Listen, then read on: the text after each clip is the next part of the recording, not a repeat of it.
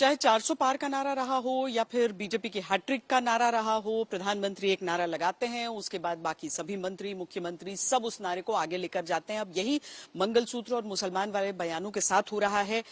यही मुद्दे आपको अलग अलग रैलियों में छाए हुए दिखेंगे। उनको अपनी माइनॉरिटी की पॉलिटिक्स करनी है, माइनॉरिटी वोट बैंक को मजबूत करनी है। भारतीय जनता पार्टी अपने सिद्धांतों पर अटल है। हम किसी के साथ अन्याय नहीं करेंगे, सबके साथ न्याय करेंगे, परंतु तुष्टीकरण भी किसी का नहीं करेंगे। इस नीति पर हम आगे बढ़ रहे हैं। डॉक्टर मनमोहन सिंह जी देश के प्रधानमंत्री थे। उन्होंने किसके इशारे पर कहा था कि देश के संसाधनों पर पहला अधिकार मुसलमानों का है। आप देश को मुसलमान और गैर मुसलमान के नाम पर, अल्पसंख्यक और बहुसंख्यक के नाम पे बांटना चाहते हैं। The Congress party has done a manifesto which will snatch resources from the common people, and Congress will destroy the economy of this country. So we have interpreted the Congress manifesto in the most right way, correct way, and I will challenge them to come for a public debate to show that this manifesto is nothing but appeasement. उम्मीद करूंगा कांग्रेस के लोग माफी मांगे इस बात के लिए। पूरे भारतीय लोगों का अधिकार तो बात समझ में आती है। हिंदू या मुसलमान में बांट करके इस ढंग की, और खासकर मुस्लिमों को ये बताना कि हर संसाधन पे उनका हक है, तो फिर बाकी गाड़ी कमाई के लोगों पे निगाह किसकी पहुंचाना चाहते हैं। देखिए, जिस पार्टी के प्रधानमंत्री की कुर्सी पर रहते हुए ये कहा हो कि देश के संसाधनों पर पहला हक और अधिकार जो है वो अल्पसंख्यकों का है, मुसलमानों का है, और जब दूसरी तरफ माननीय मोदी जी के नेतृत्व में सरकार इस मंत्र के साथ में काम करे कि देश के संसाधनों पर पहला हक देश के गरीबों का है और गरीब के जीवन स्तर में सुधार लाने के लिए काम करे, तो निश्चित रूप से अल्पसंख्यक प्रेमियों को जो वोट बैंक की तरह अल्पसंख्यकों को देखते हैं, उनके मन में ये तकलीफ और दर्द होना स्वाभाविक है। में जो एक कम्युनल डिवाइड कर रहे हैं वो कांग्रेस पार्टी कर रहे हैं, और अपने वोट बैंक पॉलिटिक्स के लिए देश को डिवाइड करने के लिए भी ये लोग, क्योंकि आप देखे होंगे डीके शिवकुमार ने, डीके सुरेश ने क्या क्या स्टेटमेंट दिया है, तो इसके लिए सब लोग समर्थन भी किया था।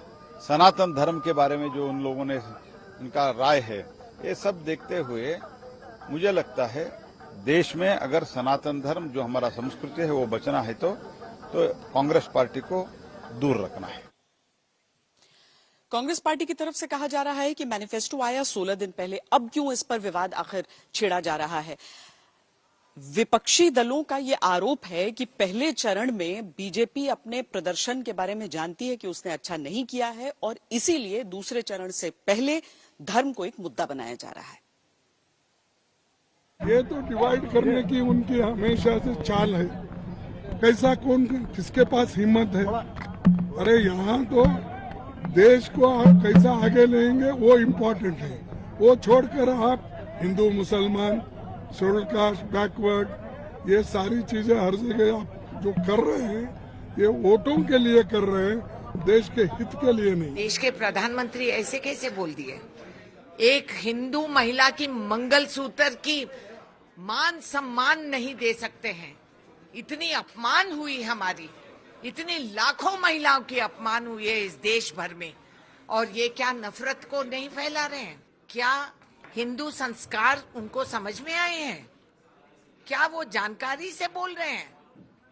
एक महिला का तो ये मंगलसूत्र बांधे तो वो फांसी का फंदा बन गए, और आप कह रहे हैं कि हिंदू महिला इतनी अबला है। हमारा इस्लाम, हमारा अल्लाह हमें ये सिखाता है कि सबके साथ बराबरी से चलो। कभी ऐसा नहीं होगा वजीर आजम कि मुसलमान कभी भी किसी माँ का, किसी बहन का मंगलसूत्र छीनेगा, वो मुसलमान नहीं है। वो कभी इस्लाम को समझता नहीं है। मैं भी मुसलमान हूँ, मगर मेरे कुरान ने मुझे ये नहीं सिखाया कि दूसरे से नफरत करना।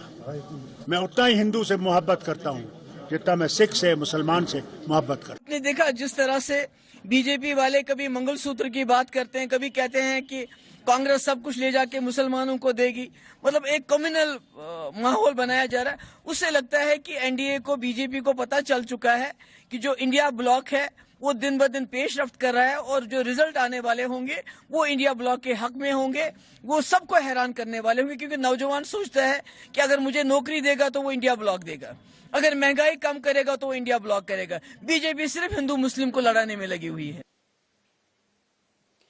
तो विपक्ष बार बार ये कह रहा है कि बीजेपी ऐसा इसीलिए कर रही है क्योंकि उसे फायदा होगा, उसे सियासी फायदे के लिए वो ऐसा कर रही है। पर क्या फायदा, कितना फायदा और कहां फायदा, ये समझने के लिए हमने लोक नीति सीएसडीएस के सह निदेशक और राजनीतिक विश्लेषक संजय कुमार से बात की।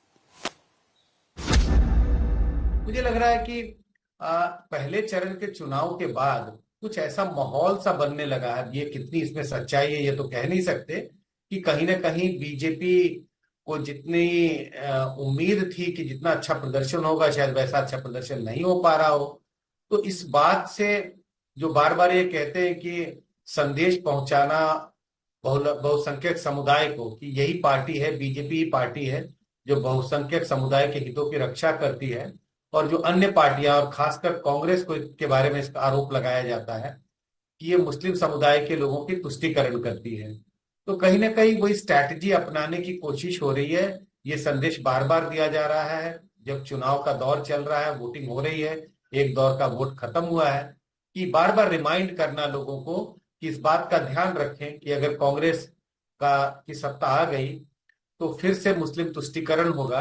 12-14% वोटर ऐसे होते हैं जो आखिरी के 2-3 दिनों में मन बनाते हैं, उन्हें लगता है, वो इंतजार करते हैं, देखते हैं किसकी हवा बन रही है। कुछ लोग हवा के पक्ष में वोट देते हैं और कुछ लोग हवा के खिलाफ वोट देते हैं। उन्हें लगता है नहीं, जीतती हुई पार्टी के साथ नहीं जाना है और कमजोर पार्टी का हम साथ देंगे। तो ऐसे जो 10-12% वोटर हैं उन्हें लुभाने में इस तरह के जो आखिरी समय में बयानबाजी होती है वो काफी महत्वपूर्ण होता है। और खासकर शहरी इलाकों में, छोटे शहर बड़े शहरों के जो मतदाता हैं उन पर यह प्रभाव थोड़ा सा ज्यादा डालता है, क्योंकि ज्यादातर सभाएं, जैसी बड़ी सभाएं या इस तरह के भाषण उन्हीं जगहों पर होते हैं। तो दो तरह के मतदाता हैं जिन पर प्रभाव डालने की कोशिश की जा रही है, मध्यम वर्गीय शहरी मतदाता, और अगर इस दूसरे हिसाब से देखें तो ऐसे मतदाता जो आखिरी के दिनों में अपना मन बनाते हैं कि किस पार्टी को वोट डालना है। आमूमन ये देखा गया है कि ये जो आप ध्रुवीकरण कहें या कहें कि मोबिलाइजेशन, तो ज्यादातर इसका फायदा मुझे लगता है अर्बन इलाकों में आखिरी दिनों में ज्यादा दिखाई पड़ता है। ग्रामीण मतदाता पार्टियों के साथ ज्यादा बंधा दिखाई पड़ता है। शहरी मतदाता, ज्यादा पढ़े लिखे शहरी मतदाता जो मध्यम वर्गीय मतदाता होते हैं, वो फ्लक्चुएटिंग होते हैं, एक पार्टी से दूसरी पार्टी की तरफ जाना, कोई एक घटना घट गई तो उनका वोट एक तरफ से दूसरी तरफ शिफ्ट होने की गुंजाइश ज्यादा होती है। तो इस तरह के मतदाताओं पर इनका प्रभाव ज्यादा पड़ता है।